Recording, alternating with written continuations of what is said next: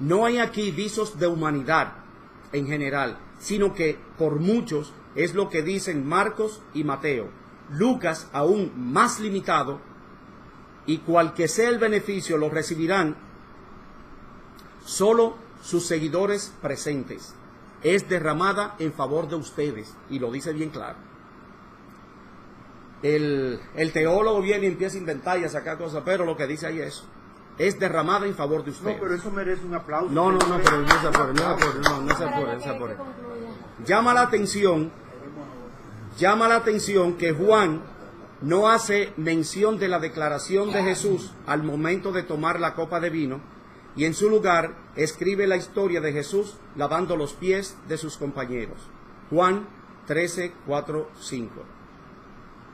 Para saber cuáles son esos muchos que dicen Marcos y Mateo, debemos remitirnos al episodio de la mujer cananea en la versión Mateo 24 del capítulo 15. Mateo verso 24 del capítulo 15. Dios me ha enviado solamente a las ovejas perdidas del pueblo de Israel, y en absoluto a ningún otro grupo étnico. Para remate, Mateo 5, 6, 7 dice que a estos envió Jesús y les dio instrucciones diciendo: por caminos de gentiles no vayáis, y en ciudad de samaritanos no entréis, sino id antes a las ovejas perdidas de la casa de Israel. Pero, extrañamente, Jesús cambia de parecer en Mateo 28, 19, y manda a sus discípulos a que vayan pues a las gentes de todas las naciones y háganlas mis discípulos. Es una posición totalmente diferente. Si Jesús es Dios, ¿cómo podía estar tan convencido de quiénes serían los beneficiarios de su sacrificio, como demostró estarlo en Mateo 10, 5, 7 y 15, 24, y dar un viraje tan repentino al final del llamado evangelio de Mateo? ¿Se arrepintió de su primera decisión? Si Jesús es Yahvé Jehová, y si primera de Samuel 15, 29 es su palabra, entonces podemos conocerlo a través de su propia voz. El que es la gloria de Israel no mentirá, ni se arrepentirá, porque no es hombre para que se arrepienta. Y en Malaquías 3:6, el poderoso de Israel truena con todo su poder, porque yo, Jehová, no cambio. Encima de todo esto, ni Marcos ni Lucas dicen nada al respecto, lo que pone en un signo de interrogación al extraño mandato de la versión de Mateo. Lo único que podría explicar esta mudanza es la posibilidad de interpolación de los apologistas o sacerdotes proto-ortodoxos u ortodoxos, ya del siglo IV en adelante, de épocas posteriores. Costumbre muy arraigada en el cristianismo de los primeros siglos, ejemplo de lo cual encontramos en el caso de Marcos 16, 9, 20, pasaje que no se encuentra en manuscritos del siglo IV de la era común, como el Códice Vaticano y el Códice Sinaítico, siendo un añadido posterior. Otro caso es el de la coma joánica, primera de Juan 5, 7, donde dice: porque tres son los que dan testimonio en el cielo, el Padre, el Verbo y el Espíritu Santo, y estos tres son uno. Aunque este verso está en los manuscritos de la Vulgata Latina, hecha en el siglo IV de la era común, por el sacerdote Jerónimo, conocido mutilador e interpolador de la palabra de Dios, destaca por su ausencia en la vasta mayoría de los manuscritos griegos. Página 81 del libro Misquoting Jesus de Bart Ehrman. De no ser Mateo 28, 19 una interpolación, y puesto que estos mandatos contrapuestos no los pudo haber dicho Jesús, entonces tenemos que interpretar este verso a la luz de Mateo 10, 5, 7 y 15, 24. a saber que todo su sacrificio estaba dirigido exclusivamente a las ovejas perdidas del pueblo de Israel, las que había que buscar entre las gentes de todas las naciones.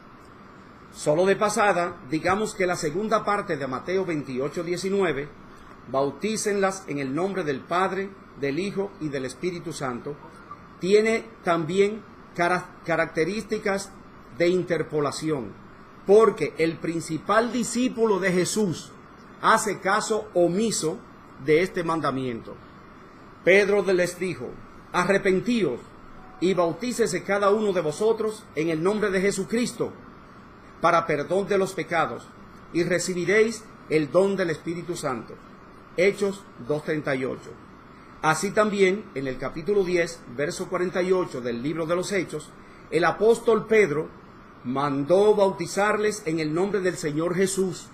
Ambas citas de la Reina Valera 1960. Conclusión. Antiguas civilizaciones masacraron animales y humanos con la esperanza de aplacar la ira de sus imaginarias deidades. Hoy, más de 2.000 millones de personas aún piensan que uno de sus dioses murió como víctima propiciatoria para darles salvación y vida eterna, en un lugar del universo jamás señalado, que no conocen ellos ni conocen sus dioses. Jesús murió por nuestros pecados, dice el inocente cristiano, pero jamás se pregunta ante quién era que tenía que morir como víctima propiciatoria humana. ¿Quién ordenó su muerte? ¿Y a través de qué mecanismo es que la sangre de su Dios ha de borrar la culpa por los delitos cometidos? ¿Y cuál de los no menos de 7 Jesucristos fue el que murió por los supuestos pecados que muchos de ellos jamás cometieron? Muchas gracias.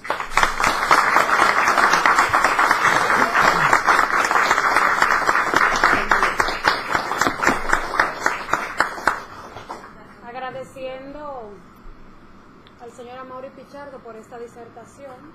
Claro, ya los comentarios, su estudio, son cuestiones de que si tienen algún comentario particular o que no están de acuerdo a esto, ya ustedes saben que esto es una disertación, un estudio del autor.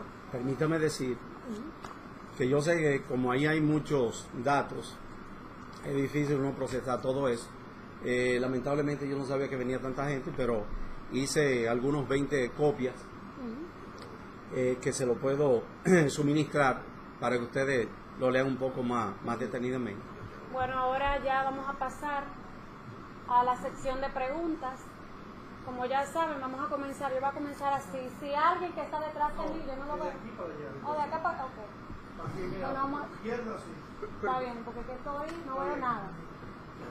¿No? Ya. ¿Quién más por acá?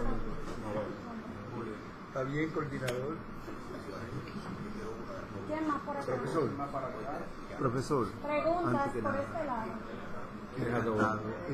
Es un buen trabajo. Mira, esa es la nuera mía. Oh, no sabía que tú estabas. ¿Quién más? Preguntas. Ok. Preguntas.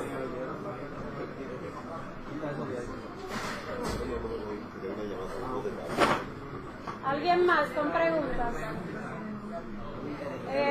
Présteme atención acá por si no veo. Preguntas. José. ¿Alguien más? Ok, sí. Yo voy a preguntar. Bueno, si ya nadie más va a preguntar, vamos a empezar con Juan. Aquí. Señores, antes de todo, debo decir ¿Su nombre? lo que le estaba diciendo aquí, lo que vive equivocado conmigo. Yo no soy ni erudito, no soy académico en esto, o sea, no soy un catedrático universitario, yo soy un investigador de temas particulares. O sea que, para que estemos claros, ¿verdad que sí? O sea que no es de que la influa, de que no, esto es. Bueno, recuerden a los que van a hacer preguntas y comentarios que, bueno, tenemos una cuestión con el tiempo, pero vamos a hacer lo más breve y conciso posible y claro. Aclara que primero son las preguntas. Sí, sí. Pregunta primero. Si no hay nadie más, vamos a empezar. Voy a ser breve con la pregunta, es en base al título de la charla. Podemos ver que la práctica de sacrificios humanos fue llevada a cabo en diferentes civilizaciones y en diferentes continentes. Desde el punto de vista antropológico, ¿existe alguna variable de índole común que explique el comportamiento de cada uno de esos pueblos? Eso es una cuestión cultural realmente, o sea, tú tienes, ¿cómo se llama? Sacrificio humano, básicamente por dos cosas, como ya dijimos antes, incitando a Brandon. Una, para apaciguar a la idea de hoy, imagínate, hoy de que apaciguando a la idea de te voy a matar para apaciguar la idea, pero ¿cuál es la idea? Está en su cabeza. Y la otra era para la creación de templos y el suministro de alimento a los dioses, que como dice 3:10 de Malaquías, Jehová está ahí llorando por su diezmo, que le den su diezmo, y él dice, para que haya alimento en mi casa. O sea, el diezmo es para eso. Entonces la cuestión depende de la cultura, de qué se trate, pero en general de lo que se trataba era de apaciguar a los dioses. Apaciguar a los dioses, porque todas estas cosas que nosotros tenemos, ahora mismo nosotros, tú hablaste de eso, Lucas, ahora mismo nosotros tenemos un vendaval encima, nosotros tenemos ahora mismo un huracán que está acabando con nosotros y nosotros debiéramos estar sacrificando, haciendo sacrificios a las deidades para aplacarla, porque eso que nos ha mandado con el PLD es un sacrificio, amerita un sacrificio humano, ¿verdad que sí? Dígame a ver. O sea, muy bien podría ser fruto de su ira. Dígame. Ok, continuamos con... Bueno, Inés, o sea, ya para venir así. Inés.